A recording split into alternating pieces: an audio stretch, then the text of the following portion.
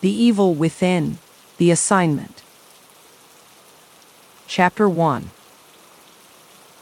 Kid straightened her jacket collar as she strode into the bustling Crimson City Police Department. The din of ringing phones and clacking keyboards enveloped her. Just another day going undercover, she thought. To everyone here, she was simply Detective Julie Kidman, one of New York's finest.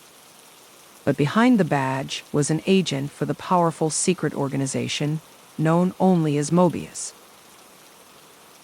Kid settled in at her desk in the corner, booting up her computer. She sifted through files and reports to keep up the appearance of a dedicated detective. Out of the corner of her eye, she spotted her partner, Detective Sebastian Castellanos, hunched over his desk scribbling notes. She made her way over, leaning on the side of his desk. "Burning the midnight oil again, Sebastian?" she asked. He scratched the stubble on his chin. "Yeah, this case has me stumped. Every lead turns up empty." Kid nodded sympathetically. She actually knew the case backwards and forwards, as Mobius had arranged the crime specifically to keep the KCPD distracted. But Sebastian didn't need to know that. "Want me to take a look? Fresh eyes might help," she offered. Sebastian considered it for a moment, then pushed the file towards her. "Sure, be my guest." Kid pretended to study the file, careful not to reveal that she already knew its contents. This was her life now, keeping up a facade while carrying out Mobius' covert operations. She didn't always agree with their morally questionable methods, but they gave her a purpose, and she owed them for that. Chapter 2. Kid strode through the precinct, scanning the bustling room. Sebastian was nowhere to be seen. She grabbed a passing uniformed officer by the arm. "Have you seen Detective Castellanos today?" The officer shook his head. "No, ma'am, actually, come to think of it.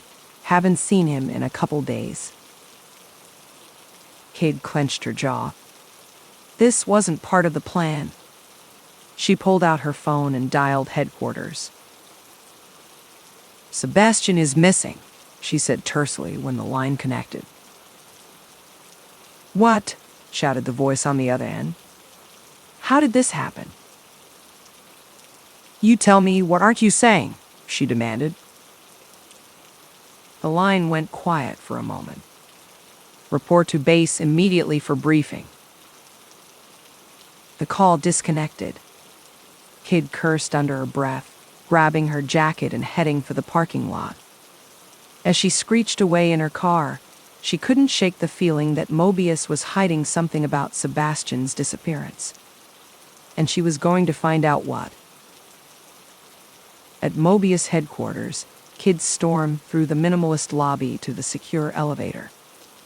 As it descended, she steeled herself for the confrontation ahead.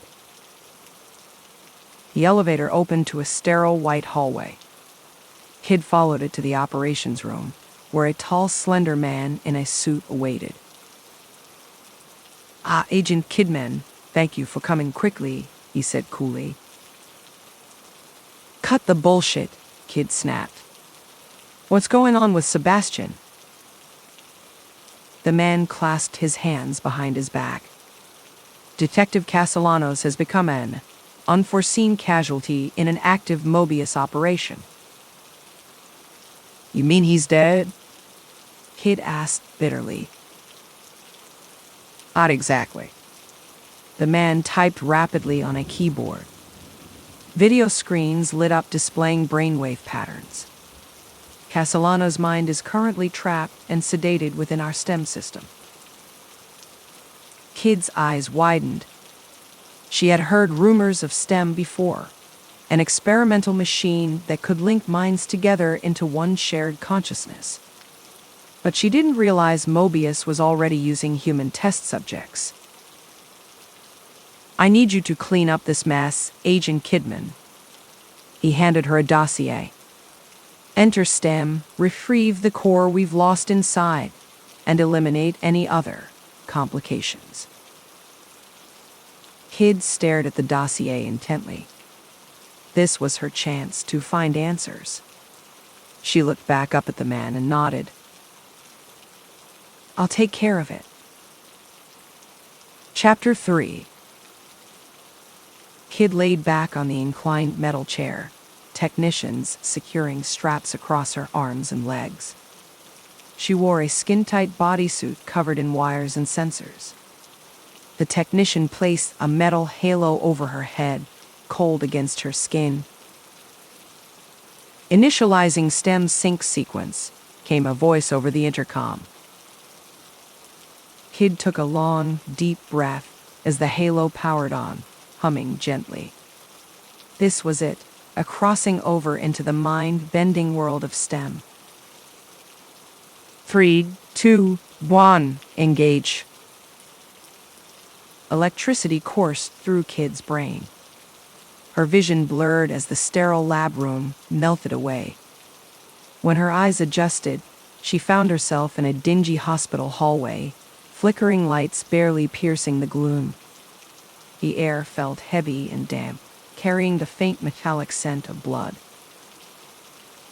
Kid slowly moved forward, her footsteps echoing down the decrepit corridor. Doors lined the hallway, some half open but leading only into empty blackness.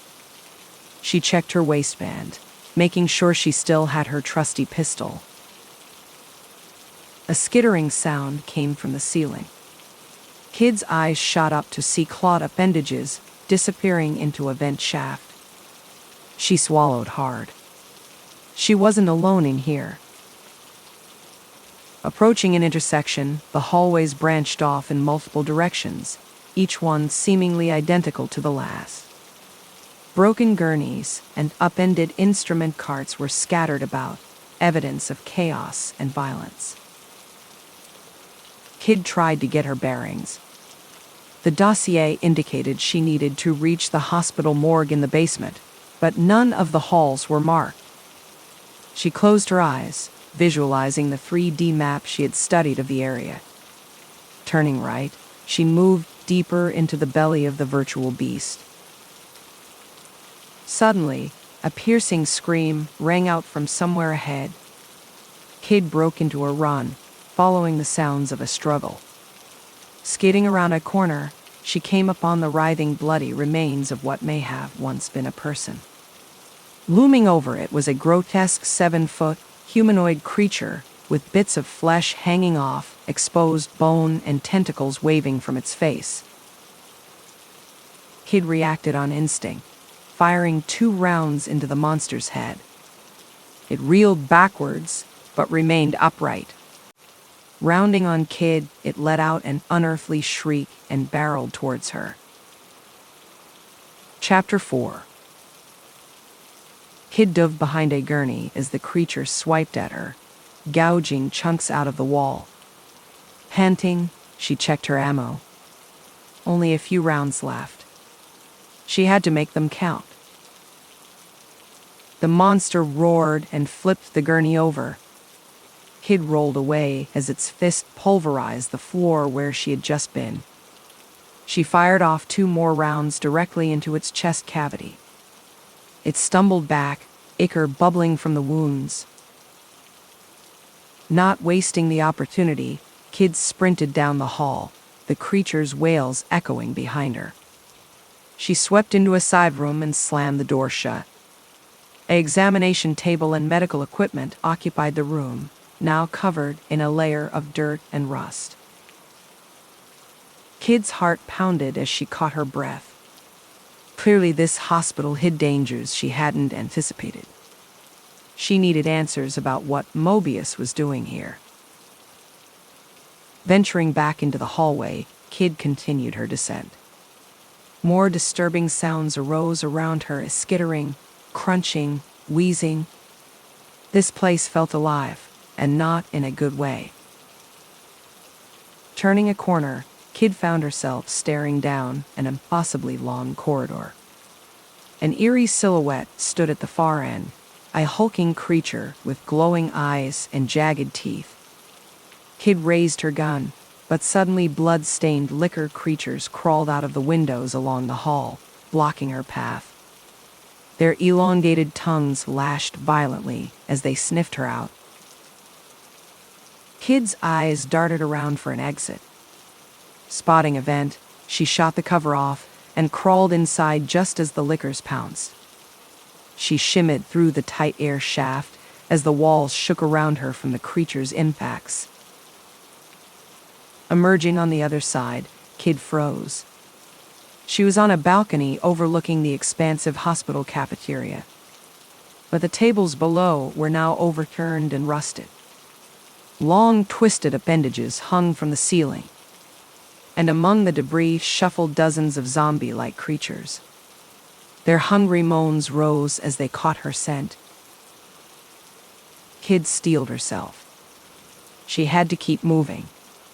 Sebastian and the truth were somewhere in this nightmarish place. She began descending the nearby stairs, pistol ready. The horrors within STEM were just beginning. Chapter 5. Kid crept along the second-floor balcony, slipping by the shambling horde below. Her heart pounded in her ears. One misstep would bring them all down upon her. Ahead, she spotted double doors leading to what looked like patient rooms. Taking a deep breath, she sprinted for the doors and slipped inside, shutting them just as the mob took notice. Kid found herself in a long hospital ward. Moonlight spilled through broken windows, illuminating dozens of beds. She moved cautiously between them, pistols raised. The silence here felt heavy, laden with the echoes of past suffering. As she approached the last bed, its occupant suddenly reached out and grabbed her wrist. Kid yelled and pulled away. But when she turned back, ready to fire, she froze. Laying there was a small, battered and bloodied girl who looked eerily like a younger version of herself. "Why won't you help me?" the girl whispered. Kid's eyes went wide. This was from her past, she realized. A moment flashed through her mind, a sterile white room, herself beaten and bruised on the floor, pleading for mercy. Just then, a silhouette appeared in the doorway. It was the tall, muscular form of her mentor, Eruvik. He had put her through brutal training to become an elite Mobius agent. "Get up," he barked. "You still have work to do." He turned and left. Kid's hands shook, her heart aching for the broken girl she once was. She wanted to comfort her, to tell her it would all make sense one day. But the girl in the hospital room were already melting away, returning her to the cold, damp hallway. Kid took a moment to collect herself. She had left that life behind. Or at least, she thought she had. But seeing Sebastian trapped here rattled her faith. Had she helped turn Mobius into a force of evil rather than good? Shaking the thought away, she steeled herself. Surviving this place came first. The truths of the past would have to wait. Chapter 6. Kid emerged from a storage closet and scanned the new area. She seemed to have reached a medical wing. Complex machinery and computers lined the rooms, some still flickering with power. Entering a lab, Kid examined notes left scattered around. They contained disturbing medical reports on human subjects' hypnotics, hallucinogens, aggressive cancers. This went far beyond just linking minds. A photograph caught Kid's eye.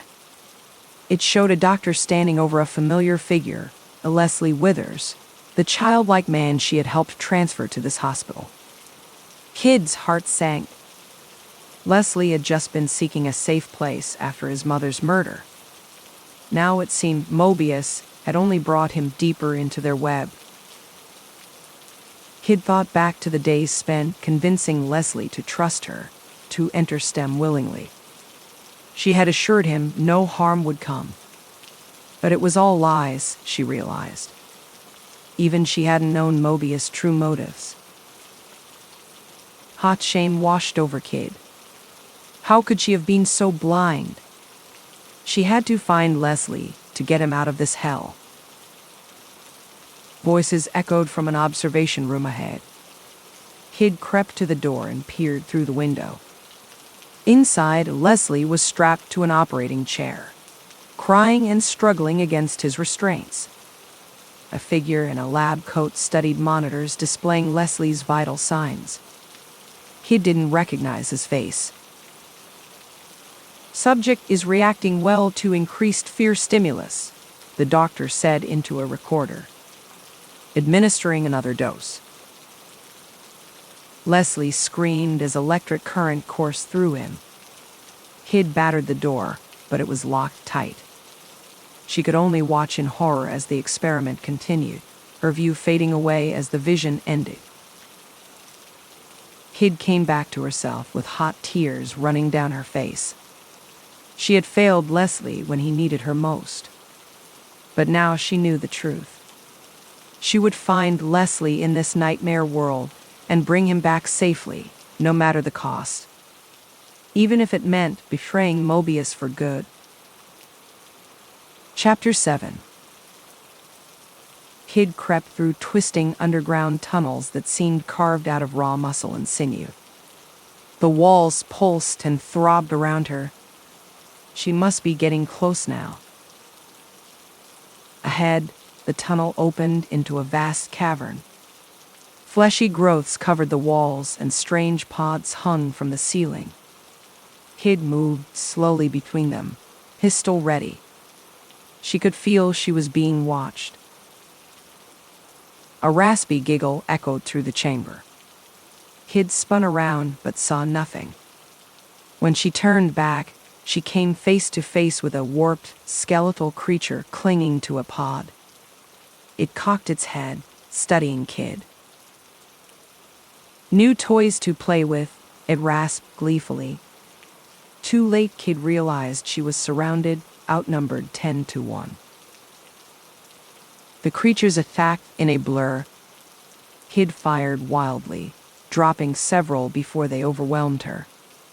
She felt hot breath on her neck as they hoisted her up and carried her towards a pulsing organic orifice. This was it. Her last chance to make things right, vanishing before her eyes. Suddenly, gunfire erupted from behind, blasting away the creatures. Kid hit the ground hard, gasping for breath. She looked up to see Sebastian rushing over, offering his hand. Kid, good God, you actually found me in this hellhole. He pulled her up. We need to move now. Kid followed him through winding passages until they entered a large domed chamber. In the center floated an obsidian sphere, energy arcing across its surface. Kid's mission objective, the core. This is what Mobius was so desperate for her to retrieve. What is that thing? Sebastian asked over the electromagnetic hum. Kid weighed her options.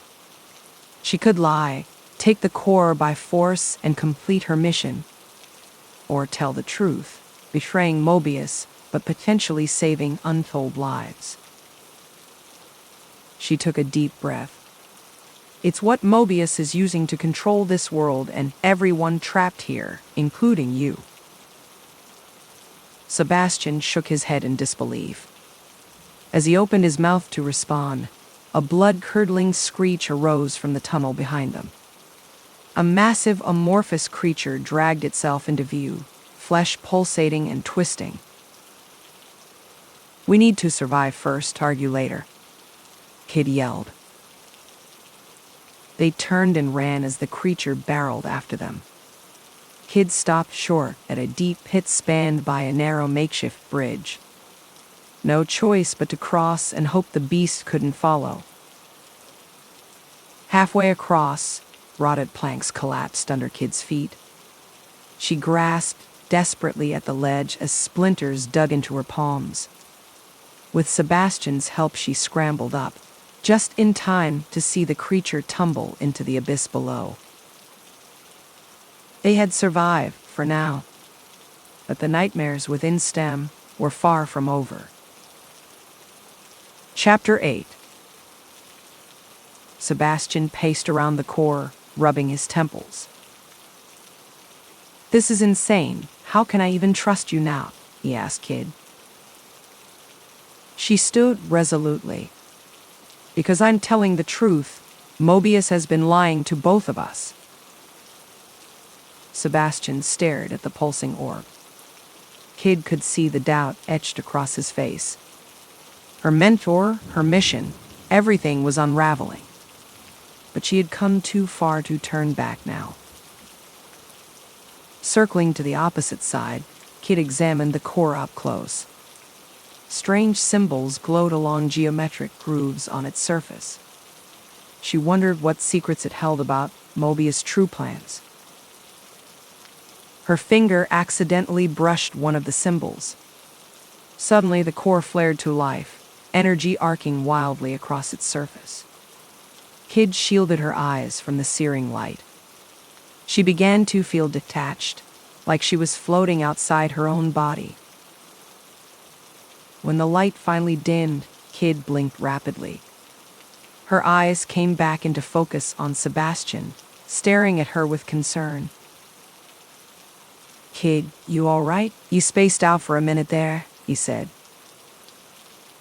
Kid frowned, looking down at her hands. Something felt different. She closed her eyes and focused inward. Mobius programming, the mental blocks and compulsions layered into her psyche, she couldn't feel them anymore. They had been stripped away, freeing her mind fully for the first time she could remember. Kid's eyes shot open.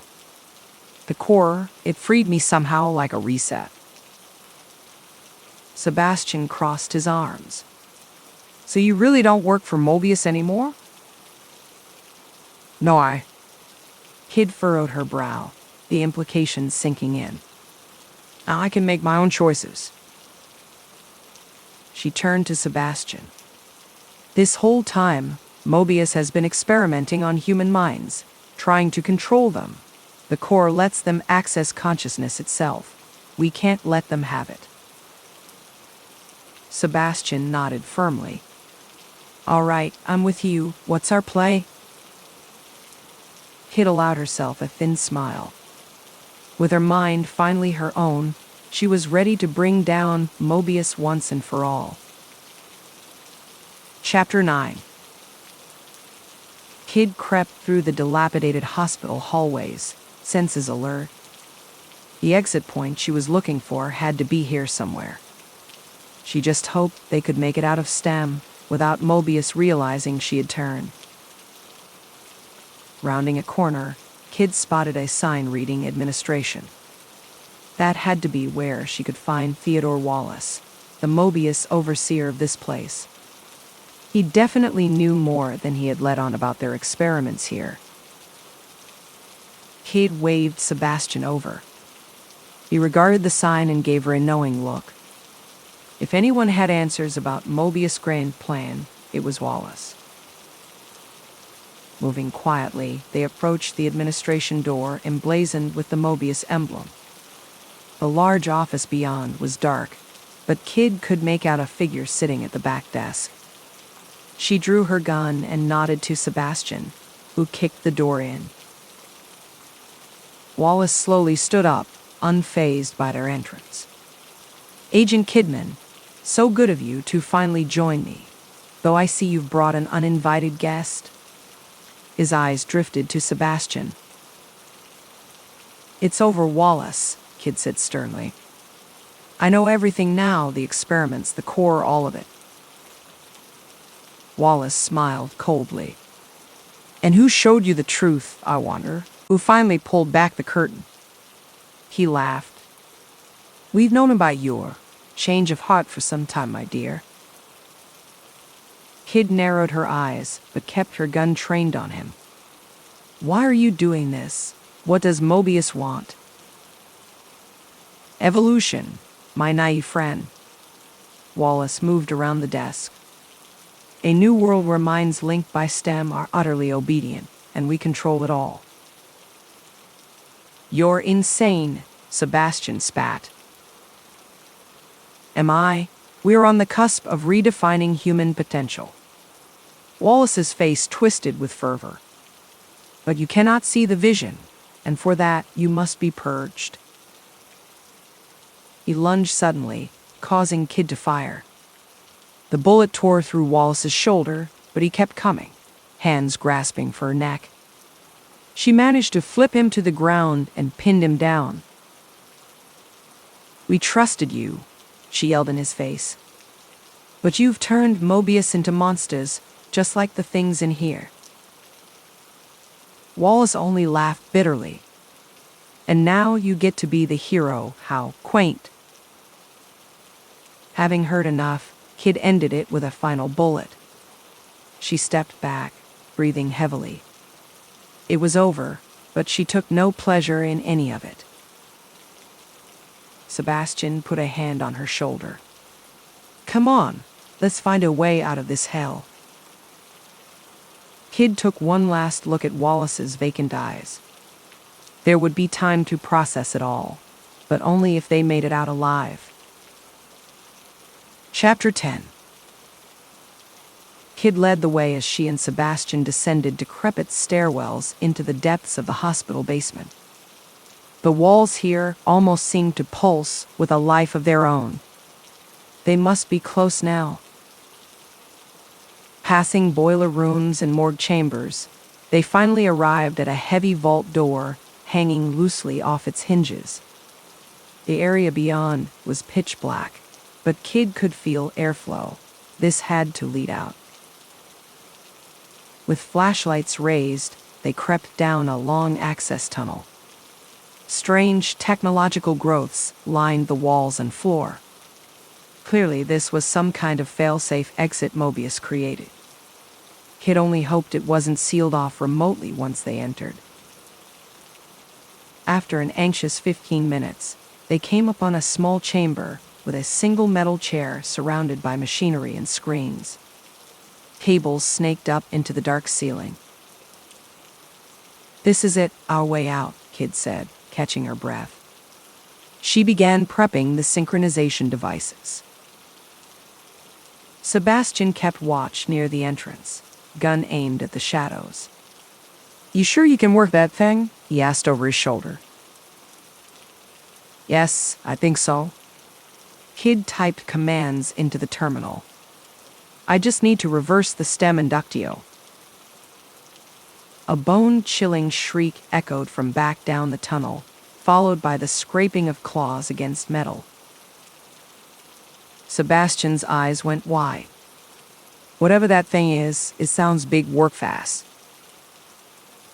Kid's fingers flew across the keyboard as the shrieks drew closer. With one final tap, the machines hummed to life around the chair. It's ready, go, she yelled. Sebastian didn't hesitate, strapping himself into the seat. He gave a thumbs up as the visor swung down over his face. See you on the other side. As he dematerialized, the throbbing mass of a giant amalgam creature dragged itself into view. Kid leapt into the seat just as it lunged, its gnashing jaws missing her by inches as she slipped away. With a gasp, Kid opened her eyes, finding herself back in the sterile Mobius laboratory. Technicians detached the various wires and sensors from her bodysuit. Disoriented, she stepped out of the seat. Did it work? Is Sebastian? Before she could finish, Sebastian came around a corner escorted by a guard. He locked eyes with Kid. We made it, he said with a grin. We actually made it out. Kid laughed in disbelief. They had survived STEM against all odds. But the fight wasn't over yet. Now came the hard part, taking the battle back to Mobius itself. Chapter 11. Kid slipped into the shadows of an alley, pulling the hood of her sweatshirt tight. The afternoon sun stretched the building's shadows long, giving her plenty of cover as she made her way downtown to her new base of operations. It had been 48 hours since she and Sebastian escaped STEM. She had covered their tracks, falsifying reports that he had been killed in the line of duty. As far as Mobius knew, she was still their loyal agent. But now that they were on high alert, she had to disappear. Kid ducked into the basement entrance of an abandoned warehouse along the waterfront. Inside, she and Sebastian had set up the beginnings of their own off-the-grid command center. Computer servers, radio gear, and file cabinets lined the walls. It wasn't much yet, but it was theirs. Free from Mobius.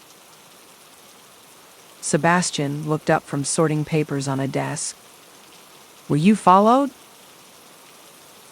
"No, I was careful," Kid replied, lowering her hood. "How are we looking?" "All set up here. I've got access to the KCPD databases too, so we can monitor their investigations." Kid nodded. "Good. Keep digging for dirt we can use against Mobius lawsuits, shady finances, anything." Things were proceeding well, but Kid knew they needed more allies for the fight ahead. She turned to a corkboard covered in surveillance photos and profiles. One in particular stood out, a scientist Mobius had recently terminated. With some convincing, he could know secrets that would prove useful. "I'm going to bring in some fresh eyes to this," Kid said, tapping the photo. "With his help, we just might be able to expose Mobius' plans to the world."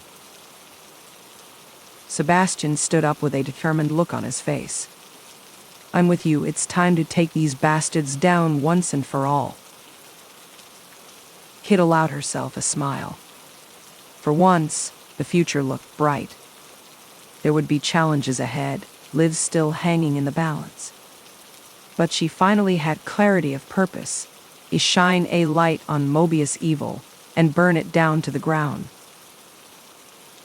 This was only the beginning. The end.